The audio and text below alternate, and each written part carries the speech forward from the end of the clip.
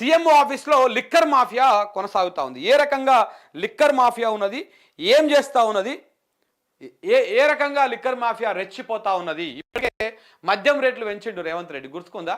ఒక్కొక్క బీర్ మీద 15% పెంచాడు అనమాట. అంటే 100 రూపాయలు ఉంటే ఇంకా తెల్లారి నుంచి 115 రూపాయలు అవుతుంది. అది 150 రూపాయలు ఉంటే 180 రూపాయలు ఉంటే ఇప్పుడు 200 రూపాయలు దాకానే ఏదో అయిందంట, మనకు తెలియదు. సో ఇట్లా అన్ని బీర్ల రేట్లు, అన్ని బీర్ల బ్రాండ్ల మీద 15% రేట్లను పెంచేసిండు. ఇప్పటికే పెంచి ఇంకొక కొత్త రకమైనటువంటి దందాన్ని స్టార్ట్ చేశారు. ఏందా దందా అంటే, సీఎంఓ ఆఫీస్లో లిక్కర్ మాఫియా, లిక్కర్ పరిశ్రమను బెదిరిస్తున్నటువంటి ఇద్దరు వ్యక్తులు, సీఎం ఆఫీస్లో ఉన్నటువంటి వాళ్ళ ఆఫీస్లో ఉన్నటువంటి ఇద్దరు వ్యక్తులు ఆ లిక్కర్ మాఫియా లెక్క ఏర్పడి, ఇద్దరు వ్యక్తులు ఆ ఇంటర్నేషనల్ బ్రాండ్లు, నేషనల్ బ్రాండ్లు ఏవైతే ఆ బ్రాండ్ల సంస్థలను బెదిరిస్తూ ఉన్నాయంట. ఏమని? బ్రాండ్స్ డిస్ట్రిబ్యూషన్స్ ఇవ్వాలని పట్టుబట్టినాయంట. అంటే సపోజ్ కింగ్ ఫిషర్ ఉందనుకో, కింగ్ ఫిషర్ బ్రాండు ఉంటుంది కదా, వాళ్ళకి ఇగో ఈ డిస్ట్రిబ్యూషన్ మాకే ఇవ్వాలి మీరు అని చెప్పేసి ఈ సీఎంఓ ఆఫీస్లో ఉన్నటువంటి ఇద్దరు పెద్ద తలకాయలు పట్టుబట్టినాయంట. ఇస్తారా ఇవ్వరా? ఒకవేళ ఇవ్వకపోతే డిస్ట్రిబ్యూషన్ ఇస్తేనే పెండింగ్ బిల్లులని మెలిక కొంతకాలంగా అందనటువంటి బిల్లులు, మీరు మాకు ఆ డిస్ట్రిబ్యూషన్ ఇస్తేనేమో మీకు ఏదో పెండింగ్ బిల్లులు ఉన్నాయో ఆ పెండింగ్ బిల్లులన్నీ క్లియర్ అవుతాయి. ఒకవేళ మీరు డిస్ట్రిబ్యూషన్ ఇవ్వలేదని అనుకో, ఆ బిల్లులు క్లియర్ కావు, ఇక మీది ఇట్లనే నానుతూనే ఉంటుంది. ఇప్పుడు ఆ పోనీ ఏమన్నా ప్రభుత్వం ఏమో దారదత్తంగా ఇచ్చేడుదా? ముందు ప్రభుత్వం తీసుకుంటుంది, అమ్ముకుంటుంది, పైసలు వస్తాయి, తన ఖజానాలు వేసుకుంటుంది, వాడుకుంటుంది, లేకపోతే మింగుతారు ఇల్లు మంత్రులు, ముఖ్యమంత్రులు, ఆ గణం మొత్తం, ఆ బంధుగణం మొత్తము. ప్రభుత్వం నుంచి రావాల్సినటువంటి పైసలేమో వాళ్ళకేమి ఇయ్యరు. సో అట్లా ఇక చూడండి, డిస్ట్రిబ్యూషన్ ఇస్తేనే ఆ బ్రాండ్స్ డిస్ట్రిబ్యూషన్స్ ఇస్తేనే మీకు బిల్లులు క్లియర్ చేస్తాము, డిస్ట్రిబ్యూషన్ ఇవ్వలేదనుకో బిల్లులు క్లియర్ చేయము. బకాయిలు రాక లిక్కర్ సంస్థలు చాలా ఇబ్బందులు పడుతున్నాయి. ఆ బిల్లులు రాకపోవడంతో చాలా ఇబ్బందులు పడుతూ ఉన్నాయి. ఇటీవల మా వల్ల కాదని తేల్చి చెప్పినటువంటి సంస్థలు ఇప్పుడు డిస్ట్రిబ్యూషన్ కోసము వేధింపులు, ఆ ఇద్దరి ఒత్తిడికి భయపెడుతున్న మల్టీనేషనల్ కంపెనీలు, ఆ ఇద్దరు వ్యక్తుల పైన సెక్రటరియట్లో జోరుగా చర్చ నడుస్తూ ఉందంట. అంత అద్భుతమైనటువంటి మహానుభావులు. మరి ఎవరు వాళ్ళు? ఇద్దరు వ్యక్తులు, మీరు ఈ బ్రాండ్కి సంబంధించి మీకు బిల్లులు ఉన్నాయి కదా, ఈ బిల్లులు క్లియర్ కావాలంటే మాకు ఈ బ్రాండ్ డిస్ట్రిబ్యూషన్ మాకు ఇవ్వండి. ఇప్పుడు అందిన కాడికి దోసుకుని చెప్పినా కదా ఇంతకు ముందుకే, ఏమని కౌంటర్ ఆడ ఓపెన్ చేసి పెట్టుకున్నాడు రేవంత్ రెడ్డి. 10 కౌంటర్లు ఉన్నాయి, ఒక కౌంటర్ కాదు. ఎందుకంటే ఆయన ఒక్కడే ముఖ్యమంత్రి అయ్యిండు, ఒక్కడే గెలిచిండు వాళ్ళ ఇంట్లో. కానీ కొండల రెడ్డి ఒక కౌంటరు, తిరుపతి రెడ్డి ఇంకొక కౌంటరు, రేవంత్ రెడ్డి గారి భార్య గీతమ్మ ఒక కౌంటరు, బిడ్డగారిది ఒక కౌంటరు, బిడ్డగారి భర్తది సత్యనారాయణ రెడ్డిది ఒక కౌంటరు, సత్యనారాయణ రెడ్డి నాయనది ఒక కౌంటరు, వాళ్ళ బామ్మారిది ఇంకో కౌంటరు.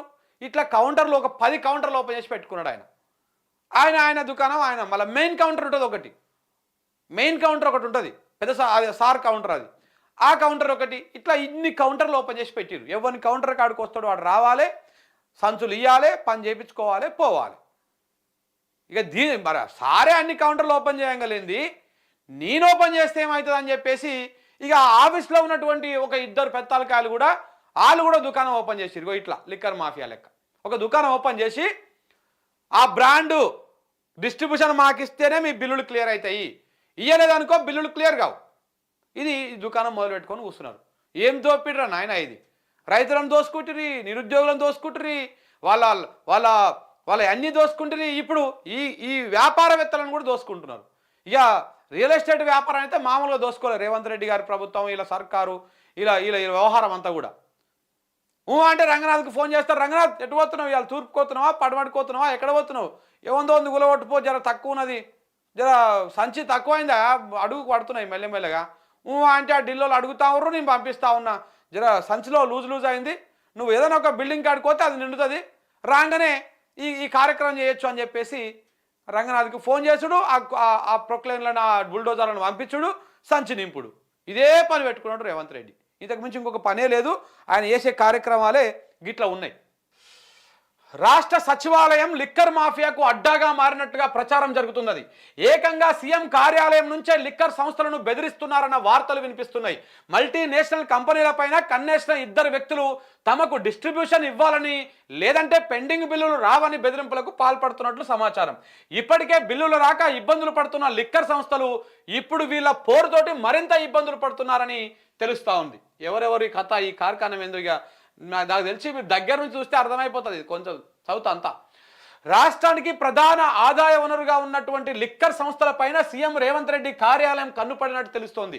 రాష్ట్రంలో మద్యం విక్రయాలు జరిపే కొన్ని మల్టీనేషనల్ కంపెనీలను ముఖ్యమంత్రి కార్యాలయంలోని కొందరు వ్యక్తులు బెదిరిస్తున్నట్లుగా సమాచారం. మర్యాదగా మీ బ్రాండ్స్ డిస్ట్రిబ్యూషన్ మాకు ఇస్తారా లేదా అంటూ ఒత్తిడి చేస్తున్నట్టు తెలుస్తోంది. ఈ సమాచారం బయటకు రావడంతో లిక్కర్ ఇండస్ట్రీ ఇప్పుడు ఉలిక్కి పడింది. అయితే కాంగ్రెస్ ప్రభుత్వం అధికారంలోకి వచ్చినప్పటి నుంచి లిక్కర్ పరిశ్రమ అనేక ఇబ్బందులు పడుతున్నది. బకాయిల చెల్లింపుల విషయంలో తీవ్ర జాప్యం జరుగుతున్నది. ఇప్పటికే 6 నెలల బకాయిలు ఇవ్వకుండా ఆ కంపెనీలను ముప్పు తిప్పలు పెడుతున్నారు. ఈ నేపథ్యంలో బకాయిలు చెల్లించాలి అంటే ఏకంగా మీ కంపెనీ డిస్ట్రిబ్యూషన్ మాకు ఇవ్వండి అంటూ సీఎం కార్యాలయంలో ముఖ్య పాత్ర పోషిస్తున్నటువంటి 2 వ్యక్తులు బెదిరించి బేరమాడుతున్నట్టు సమాచారం తెలుస్తుంది. సో పెండింగ్ బిల్లులు కావాలంటే డిస్ట్రిబ్యూషన్ మాకు ఇవ్వాలని ఆ 2 పట్టుపడుతున్నారట. దాంతో ఏం చేయాలో తెలియక మల్టీనేషనల్ కంపెనీలు తలలు పట్టుకుంటున్నాయని తెలుస్తోంది. దక్షిణ భారతదేశంలోనే తెలంగాణ మద్యం అమ్మకాల్లో టాప్ ఉంది. ఇది సాక్షాత్తు రాజ్యసభలో కేంద్ర ఆరోగ్య శాఖ మంత్రి స్వయంగా ప్రకటించారు. హైదరాబాదు ఒక అంతర్జాతీయ టూరిస్టు హబ్గా ఎదుగుతున్న నేపథ్యంలో రాను రాను మద్యం డిమాండ్ పెరుగుతూనే ఉన్నది. 2024 నాటికి రాష్ట్రంలో 2620 మద్యం దుకాణాలు వాటితో పాటు 1200 బార్లు క్లబ్లు ఉన్నాయి. ఈ ఫైనాన్షియల్ ఇయర్ మద్యం అమ్మకాల ద్వారా వ్యాట్ ఎక్సైజ్ డ్యూటీ రూపంలో 36,000 కోట్ల ఆదాయం వచ్చిందని ప్రభుత్వ అంచనా వేసిందంట. బీర్ల ధరలు ఇటీవలే పెంచిన నేపథ్యంలో మరొక 2,000 కోట్ల రూపాయలు అదనంగా వస్తోంది. ఇంత ఆదాయ వనరుగా మారిన లిక్కర్ ఇండస్ట్రీని ప్రభుత్వంలోని కొందరు ముప్పు తిప్పలు పెడుతున్నారు. ప్రభుత్వం ఇప్పటికే చాలా బ్రాండ్స్కు పెద్ద ఎత్తున బకాయి పడింది. దీంతో ఆ లిక్కర్ సంస్థలు తీవ్ర సంక్షోభంలోకి వెళ్ళిపోతున్నాయి. ఇటీవల కొన్ని బ్రాండ్స్ ఇలా అయితే తెలంగాణలో ఆపరేట్ చేయలేమని బెదిరించడం వరకు కూడా వెళ్ళినాయి. ఈ మధ్యలో కొన్ని బ్రాండ్లు మేము ఉండంరాబాయ్ తెలంగాణలో గిట్ట దుకాణం చేస్తే మేము వెళ్ళిపోతాం మాకు వద్దు ఇది అని చెప్పేసి కొన్ని బ్రాండ్లు కూడా ప్రకటించినాయి. మీకు గుర్తుకుందా? మేము వెళ్ళిపోతాం ఇక్కడ నుంచి ఇంకా అని చెప్పేసి చాలా ఫేమస్ బ్రాండ్లు. ఆ బ్రాండ్లకు కూడా ఇలాంటి బెదిరింపులు ఇలాంటి వ్యవహారాలు జరిగినట్టుగా తెలుస్తూ ఉంది.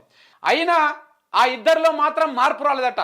ఏది మేము వెళ్ళిపోతామని చెప్పినా కానీ బ్రాండ్ కంపెనీలు వాళ్ళ లోపల మార్పు రాలేదట. వీళ్ళ వ్యవహారంతో ఏపీలో జగన్ ప్రభుత్వంలో జరిగినట్టుగానే తెలంగాణలో కూడా జరుగుతున్నాయని లిక్కర్ ఇండస్ట్రీలోని కొందరు ఆందోళన వ్యక్తం చేస్తూ ఉన్నారు. సాక్షాత్తు ముఖ్యమంత్రి రేవంత్ రెడ్డి కార్యాలయంలోనే కొందరు ఇలాంటి పనులకు తెగించడము విస్మయానికి గురి చేస్తుంది. అంతర్జాతీయంగా తెలంగాణ బ్రాండ్ పరువు తీసే పనులను చేస్తున్న ఇలాంటి వాళ్ళ విషయంలో ముఖ్యమంత్రి రేవంత్ రెడ్డి కఠినంగా వ్యవహరించాలని లిక్కర్ ఇండస్ట్రీ వాళ్ళు కోరుతా ఉన్నారన్నమాట. ఈ రకంగా ఎందుకు ఆయన కఠినంగా వ్యవహరిస్తాడు అని ఏమ్మాయి చూపిస్తున్నాడుగా ఇట్లా అని. ఇది ఫుల్ బాటిలానా? ఇట్లా చూపిస్తున్నాడు చూడుగో ఫుల్ బాటిల్ అంట. అట్లా బ్రాండ్ల విషయంలో ఈ రకంగా జరుగుతూ ఉందంట. ఎందుకు ఆయన చూసుకుంటాడు చెప్పండి? ఇప్పుడు మరి ఆయనకు కూడా ఏమైనా ఉన్నదేమో, మరి ఆయనకు కూడా ఏమైనా అందులో వ్యవహారం ఉన్నదేమో ఒకసారి డౌట్ వస్తుంది కదా. ముఖ్యమంత్రి కార్యాలయం ఇప్పుడు ఇంట్లో ఒక పిల్లగాడు తప్పు చేస్తున్నాడు అంటే తండ్రికి తెలిసినాక తండ్రికి తెలియక ముందుకు సరే వాడేదో కథలు పడుతున్నాడు అంటే అనుకోవచ్చు. ఇంత పెద్ద వ్యవహారము మన దాకా వచ్చింది బయట చర్చ అవుతుందంటే ముఖ్యమంత్రి తెలవకుంటుంటుందా? ఇంటెలిజెన్స్ విభాగము తెలపకుంటుంటుందా? ఓ రిపోర్ట్ ఇవ్వకుంటుంటుందా? తెలుసు ఆయనకు కూడా. ఈ ఎట్లా ఏమవుతుందో అవుతుందా? నడుస్తుందా దుకాణం? వస్తుందా? మరి వస్తేగా మరి ఇటు పంపించుకొని నువ్వు అటు మీరు అటు చూసుకోవాలని చెప్తున్నాడు. మరి ఏమవుతుందో తెలియదు. సో మొత్తానికైతే మాత్రము మంచిగా నడుస్తుంది దందా. అన్నీ ఒకవైపు రియల్ ఎస్టేట్ దందా, ఒకవైపు లిక్కర్ దందా, ఈ మిగతా అన్ని వండబెట్టిర్రు. ఇప్పటికే అంత ఎకనామాలు పెట్టిర్రు, ఎవరికి ఏ కార్యక్రమాలు వచ్చేటివి లేదు. ఇప్పుడు మాత్రం ఇలాంటి ఒక వ్యవహారం అయితే నడుస్తూ ఉంది.